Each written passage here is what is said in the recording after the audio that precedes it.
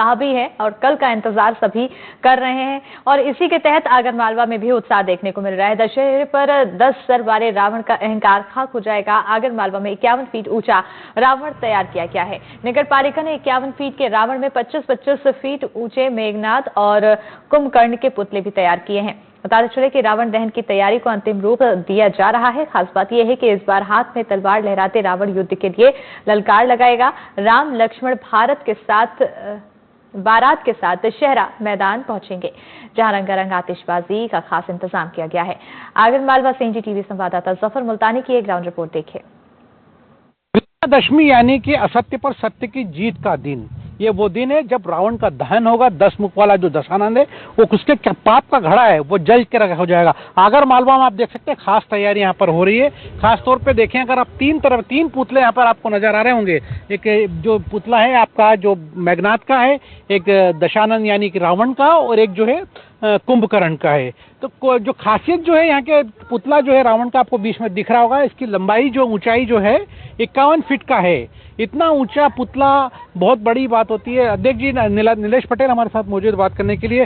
Sir, इतना बड़ा पुतला क्या बात है? बिल्कुल, हमेशा रावण दहन आगर में जोर शोर से होता है और 51 फीट का हमारे यहाँ ये रावण का पुतला बना है और एक मेघनाथ जी का पुतला बना है 25 फीट का और एक कुंभकर्ण का पुतला बना है 25 फीट का। इस प्रकार हमने 3 पुतले इस बार बनाए। पिछली बार से हमने एक नई परंपरा शुरू की है और आगर नगर में ये जो रावण दहन की प्रक्रिया नगर पालिका के माध्यम से पूरी की जाती है। लाइटों की व्यवस्था की गई है, रास्तों को सुधार किया गया है, रास्तों पे लाइटें लगाई गई हैं। पूरी व्यवस्था नगर पालिका के माध्यम से होती है दशहरा पर्व की पूरी। तो ये जो पुतला है 51 फीट का, साथ में जो मेघनाथ और कुंभकर्ण के भी पुतले की, इनकी ऊंचाई क्या रखी है सर आप? बिल्कुल, ये 51 फीट का, मेघनाथ के पुतले की 25 फीट है और कुंभकर्ण के पुतले की हाइट 25 फीट है। खासतौर पे सर आतिशबाजी क्या रहेगा रंग? आतिशबाजी हमारी इस बार ज़्यादा अच्छे आकर्षक रहेगी। हम लोगों ने सिर्फ इस प्रकार की तैयारी की माननीय अध्यक्ष जी के नेतृत्व में, और ये रावण के सामने एक अलग से डी बनेगा, बैरिकेड लगेंगे, उसके अंदर ही हम लोग रावण दहन से पूर्व आतिशबाजी करेंगे।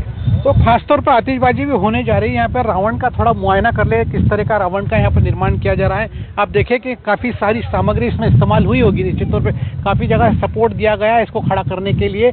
10 मुँह इसके आपको स्पष्ट तौर पर दिखाई दे रहे हैं। ढाल उसके हाथ में है, तलवार उसके हाथ में। रावण को बनाने वाले जो कारीगर हैं, कदीर हमारे साथ है, यहाँ पर उनसे बात कर लेते हैं। कदीर, आप कहाँ सर आते हैं? कितने सालों से इस काम को अंजाम दे रहे हैं? मैं सर अपने यूपी से बिलोंग करता हूँ और डिस्ट्रिक्ट आगरा, फतेहपुर सीकरी। तो आप ये बताओ कदीर के इस पे क्या क्या सामग्री लग जाती है, कितना समय लग गया आपको ये सब बनाने में? लगभग हमें यहाँ पर 35 दिन हो चुके हैं। और मैं यहाँ पिछले 17 सालों से कार्य कर रहा हूँ अपने आगरा जिले में। अच्छा, तो खासियत क्या है इस बार जो निर्माण किया आपने, इसमें खासियत क्या है? खासियत यही है कि ये अपना तलवार वाला हाथ हिलाएगा, मतलब युद्ध के लिए ललकारेगा। हाँ। अच्छा, युद्ध के लिए ललकारेगा। तो जूते होते भी खास तौर पर बना दिए हैं? हाँ बिल्कुल, जूती बनाए, इसके लिए नागरा जूती बनाते हैं। हाँ। ये क्योंकि राजा महाराजाओं की जो पहचान थी वो नागरा थी। हाँ, नागरा जूती। हाँ, इसलिए नागरा जूती का इसको लुक दिया गया है। अच्छा, नागरा जूती तो यूपी में खास तौर पर पहनी जाती है? हाँ बिल्कुल पहनी जाती है हमारे। तो राजा और महाराजाओं की जो पहचान होती थी वो नागरा जूती होती, वो पहनते थे। वही रूप यहाँ पर जो है कि जो लंका का राजा है रावण, वो जूती इस तरह की पहनता था। वैसी जूती का ख्याल रखते हुए ऐसा डिजाइन किया गया। खास जो बताइए कि हाथ में जो तलवार दिख रही है ऊपर, वो हिलती रहेगी और युद्ध के लिए ललकार लगाएंगे। चाहे कितना भी बड़ा ये रावण हो जाए, कैसी ललकार लगाए, लेकिन जब इसका सामना सत्य के साथ होगा तो निश्चित तौर पे चाहे इसके 10 मुख हो, कितना ही पाप का बढ़ा हो, इसका जलकर राख हो जाना है। और अंतिम मैसेज यही है कि सत्य की विजय जो है असत्य पर जरूर होगी। आगे की सुमित जादव के साथ जफर मुल्तानी, एनडीटीवी।